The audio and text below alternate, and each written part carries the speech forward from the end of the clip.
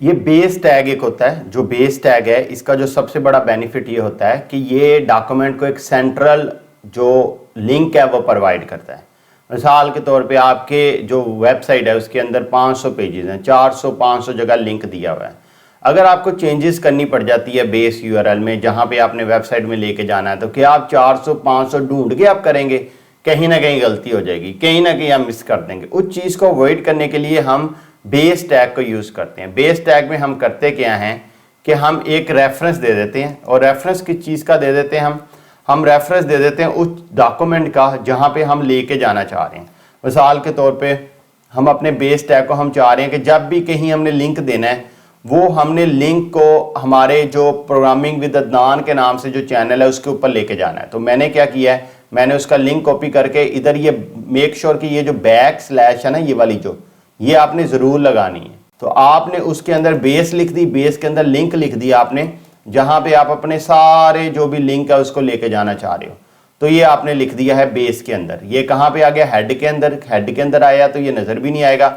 अब बॉडी के अंदर मिसाल के तौर पे आप एंकर का टैग यूज़ करते हो। एंकर मैंने सिखाया था ना कि ये लिंक लगाने के लिए यूज़ होता है। अगर आपको नहीं याद तो पिछली वीडियो देखें, वहाँ पे मैंने ये सिखाया हुआ है। इसके मैं अंदर लिखता हूँ प्रोग्रामिंग विद अदनान। ये मैंने एक टैग एंकर लगा दिया। अब एंकर टैग को आपको पता है रेफरेंस बताना पड़ता है, HREF बताना पड़ता है। तो इसके अंदर जो रेफरेंस पे आप लिखेंगे टैग्स, इसके बाद ये लगाएंगे टैग अंडरस्कोर बेस, ये आपने लिखना है इसके आगे। अब जहां भी आपने प्रोग्रामिंग विद अदनान का रेफरेंस देना है ना, आपने ये लिख देना, चाहे 500 पेजेस हैं या ये 1000 पेजेस हैं, आपने ऐसे करके कंट्रोल-C करके आपने इसको लिखते जाना है। इधर मैं एक BR देता हूँ, ये मैं जितने मर्जी अब लगाई जाऊँ, इधर मैं सारे के सारे एक और मैं BR देता हूँ। अब मैं लिंक लगा रहा हूँ, ये मैं इस तरह से जाके मैं एक और दे देता हूँ। तो इसमें किया कि हमने एक अपना बेस टैग बना दिया हेड के अंदर। उसके अंदर हमने वो जो चैनल हमने जहाँ पे जाके लिंक लगाना था वो हमने दे दिया। उसके बाद ये हमने लाजमी देनी है, ये दे के हमने क्लोज कर दिया। अब हमें बजाय कि हम हर एक में जाके हम ये वाली चीज़ कॉपी करें और बाद में कभी हमें इसको चेंज करना पड़ गया तो वो एक नाइटमेयर होगा, क्योंकि 500-1000 जगह जाके चेंज करना है तो कहीं ना कहीं गलती के कोई ना कोई मसला मसाइल कर देंगे। हम सिंपल इधर चेंज करेंगे, वो सारे लिंक्स के अंदर ऑटोमेटिकली वो चीज़ अपडेट हो जाएगी और हर लिंक वैसे के वैसे ही काम करेगा। तो ये फ़ायदा होता है बेस टैग। तो अभी मैं आपको बताता हूँ ये करता क्या। कंट्रोल F5 किया है, ये आपके सामने देखें वही लिंक आ गया जो हमने लिखा है, 3 बार आ गया है और 3 बार ये आ गया। मैंने इस पे पहले पे क्लिक करता हूँ, ये देखें आपके सामने उसी पेज के ऊपर ओपन कर रहा है। ठीक है, ये देखें हमारा वो चैनल ऑटोमेटिकली आ गया। मैं फिर वापस जाता हूँ, फिर मैं दूसरे पे क्लिक करता हूँ, वो दूसरा भी फंक्शन कर रहा है। अब ये दूसरे पे फंक्शन कर रहा है, वही सेम हमारा चैनल आ गया। यानी इधर हो सकता है कि यहाँ पे 1000 टैग हों। 1000 जब टैग होंगे इसके अंदर तो फिर आपको बजाय कि आप एक एक पे जाके चेंज करें, एरर करेंगे, आपने सिंपल इधर चेंज करना है तो हर लिंक के ऊपर ऑटोमेटिकली वो चेंज हो जाएगा। हमें वेबसाइट को रिवाइज करना नहीं पड़ेगा, हमारा काम बचेगा, हमारा जो इशू है वो रिजॉल्व हो जाएगा। तो ये है इसका फ़ायदा। अगर आप चाहते हैं कि न्यू पेज खुले हर दफ़ा, मिसाल के तौर पे अभी देखें मैं इस पर जाता हूँ, जब मैं जाके इसके ऊपर क्लिक करता हूँ तो ये न्यू पेज नहीं खुल रहा, उधर ही वो उसी को ही लेके जा रहा है। मैं चाहता हूँ कि नहीं, यूज़र मेरी वेबसाइट पे ही रहता हुआ ये काम कर पाए, जो मैं दिखाना चाह रहा हूँ या जिस पेज पे लेके जाना चाह रहा हूँ तो मेरी वेबसाइट बंद ना हो। तो उसका एक हल है मेरे पास। उसका हल क्या है कि ये जो हमारा बेस टैग आ रहा है ना, ये जो हमने बेस टैग दिए, इसके अंदर एक आप चीज़ लिखनी है, आपने लिखना है टारगेट।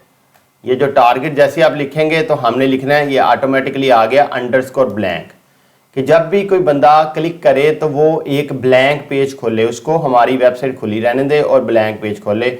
मैं इसको कंट्रोल F5 करता हूँ, ये आपके सामने आ गया। अब मैं इस पर क्लिक कर रहा हूँ तो देखें हमारी वेबसाइट उधर ही खुली रही और ये उसने एक न्यू ब्लैंक पेज खोल के हमें दिखा दिया। और किसी भी पेज पे मैं क्लिक करता हूँ, ये देखें मैंने देखें सिर्फ एक जगह चेंज किया, उसे हर लिंक को अपडेट कर दिया। अब मेरा काम कितना ज़्यादा बच गया। अब मैं इसको URL को चेंज करके दिखाता हूँ आपको और देखें तीनों के तीनों टैग वैसे ही काम करेंगे। अब मैं URL को चेंज करके अपने चैनल की बजाय सीधा YouTube पे चले जाता हूँ। देखें इस पर क्या करता है, ये हमने ज़रूर लगानी है। अब देखें क्या करता है, कंट्रोल F5 करता हूं मैं। अब मैं लिंक पे क्लिक करता हूं, देखें क्या करता है, देखें वो सीधा हमें YouTube के ऊपर लेके जा रहा है। इसका मेन फायदा ये है कि जैसे ही आप बेस टैग को अपडेट करेंगे हमारे सारे लिंक अपडेट हो जाएंगे और हमारा काम बचेगा। देखा, ये जो काम लोगों को इतने हवा लगते हैं, हमने कितने आराम से इसको कर लिया। मेन बात यह है कि आपने मेरे साथ चीज़ों को देखते जाना है और प्रैक्टिस करते जाना है। और अगर आपको कोई चीज़ समझ नहीं लग रही, आपको कोई चीज़ ज़हन में नहीं बैठ रही, तो आपने बिल्कुल भी परेशान नहीं होना। सबके साथ ऐसा ही होता है। मैं आपको कोशिश करके बहुत बेस से लेके चल रहा हूँ, आपकी बेस डेवलप कर रहा हूँ। अगर आपके माइंड के अंदर जो मैं चीज़ें बता रहा हूँ उसमें 20-25% भी बैठ गया तो आप अपने आप को कामयाब समझें, क्योंकि कोई भी चीज आती है उसको सीखने में टाइम लगता है। तो आपने बिल्कुल परेशान नहीं होना। अगर कोई चीज समझ आई है तब भी वॉच करें और प्रैक्टिस करें, अगर नहीं आ रही तब भी वॉच करें और प्रैक्टिस करें। ये सारी चीजें करते करते आप डॉलर छापेंगे, डॉलर। मिलते हैं नेक्स्ट लेक्चर में।